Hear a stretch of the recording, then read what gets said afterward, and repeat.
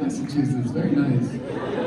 Surprisingly nice for Boston, actually. I always considered you a city of retired bullies who've still got it. Have a real masculine vibe.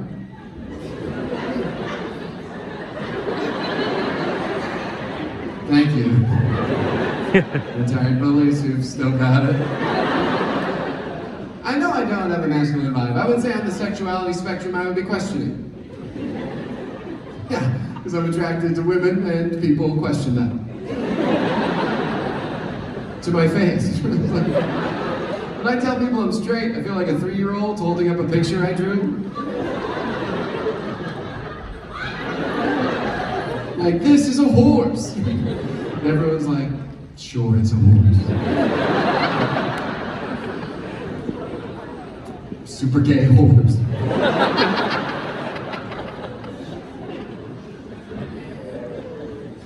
People do like to tell me what I look like a lot, because of the mirror shortage.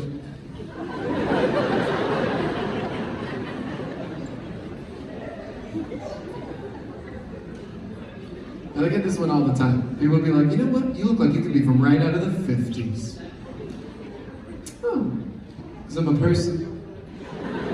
And there were people in the 50s? Anyone could be from the 50s? I feel like what people say is like, yeah, but you look like you would have enjoyed the 50s. I mean, like, inadvertently, I feel like people saying, like, your face reminds me of the patriarchy at its best. Yeah, because you got that face of white privilege, but before white guilt, so there's no wrinkles. I'm glad you guys did. I said the same thing to my grandpa. He didn't think it was quite as funny as you guys did.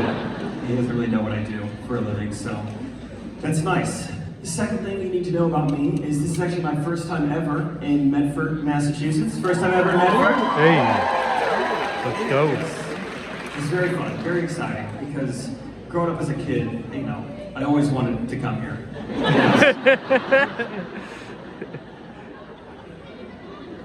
Ever since I was a little boy, I was just like, oh, get me to Medford. I want to see it, you know. And then COVID hit. I was like, oh, I gotta wait. Oh, man. It's on my way. No, but it's very, very exciting to be here. And the third thing you need to know about me is how I grew up. I grew up in a tiny little farm town, literally one stoplight in southwest Missouri. If you're unfamiliar with that part of the country, we're kind of known for two things. Dairy farming and the Omicron variant. So kind of our two main things, two main exports, really. And it was a good year for us. It was a good harvest. Well, you know, if you got the dog, you do you, you know, that's fine. But where I draw the line is this whole trend of calling yourself a dog mom. I don't know if you've earned the title of mom when you compare it to like a human mom, you know what I'm saying? Very different, very different handle, man. CBD, it started off really simple, right? The CBD oils, now there's a store on every street corner. How many products can they put this stuff in, you know? CBD pastry, CBD soda, CBD lotion, CBD pizza, CBD dog treats. Because dogs get anxiety now.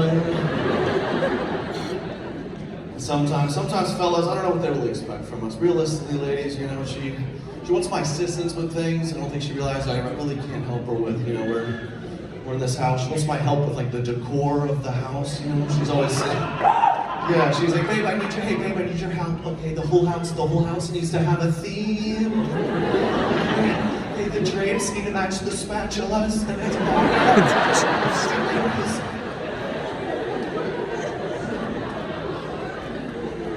I'm overwhelmed, you know, I'm trying, you know, I want to be a good husband. I'm like, how about we hang a picture frame right here? It could be good, right? She's like, what kind of idiot would think that would look good? Are you an idiot? Did I marry an idiot? Doesn't match the spatulas.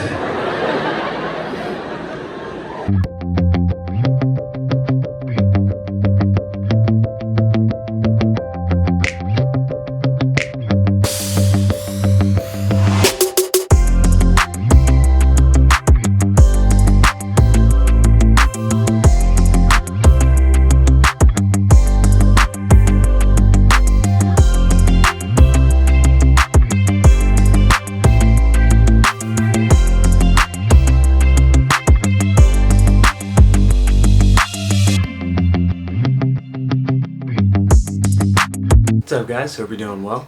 Just want to recap my week. So you saw I went to Cafe Landwer again.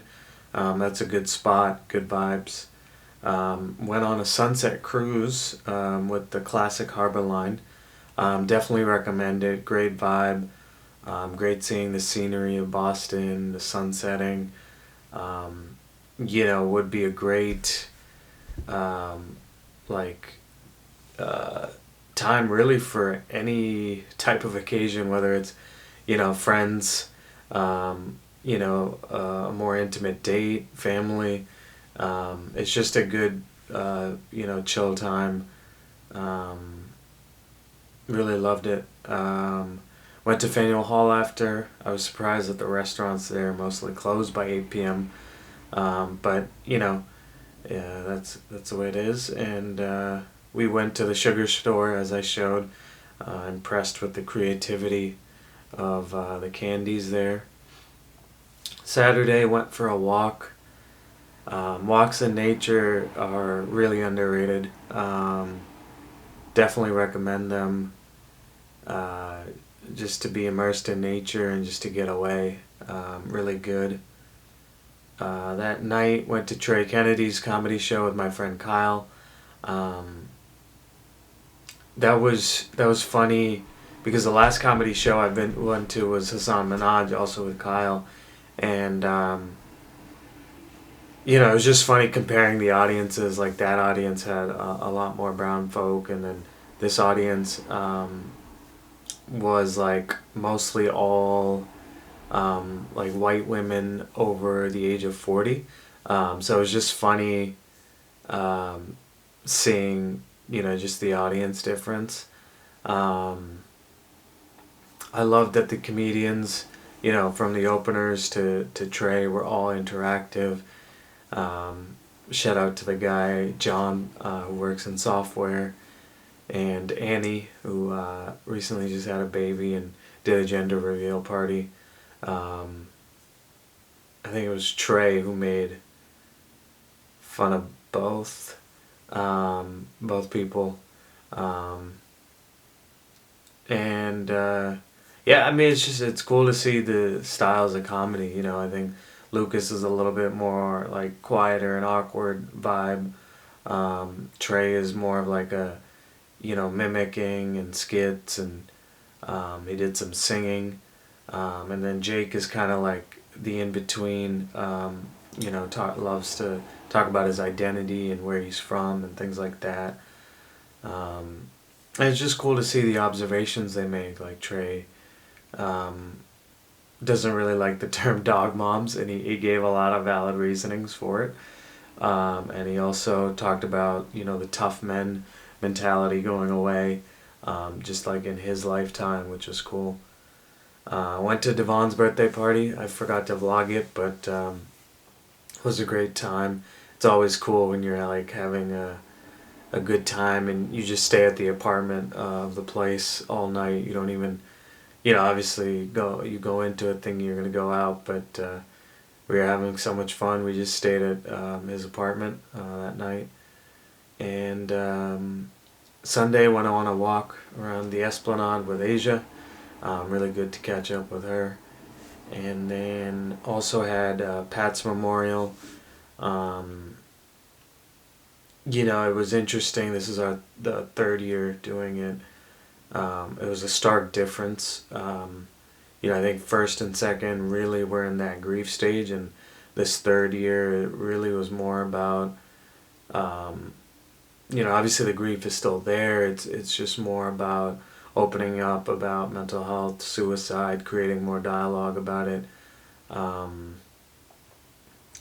It's interesting in these moments, like, it's obviously good to be with people that loved him, but you realize, the pain of losing someone never goes away. Obviously with time you get better with it, but like, just remember, like, in those times that you're remembering him, that pain never gets smaller.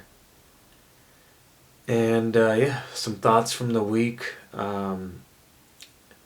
These are mostly from my talk with Asia, so shout out to her.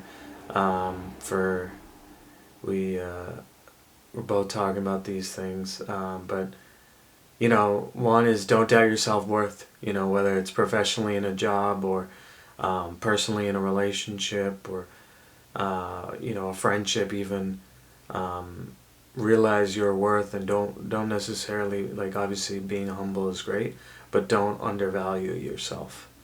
And then I think the second thing is you know, it's in like meeting new people or in networking events, it's really interesting that it feels like outside of, after you talk about, you know, your professional job with someone, feels like you're at a standstill. You know, obviously certain people you'll talk about other things, but like for, you know, the majority of you meeting someone new, you ask them about their job, and then, you know, that's kind of the main thing, and I think that's kind of sad, that, you know, we don't ask people, you know, what are your biggest passions or hobbies or things like that. The job is our main point of conversation. Hope you guys are doing well. I'll see you soon. Thanks, guys.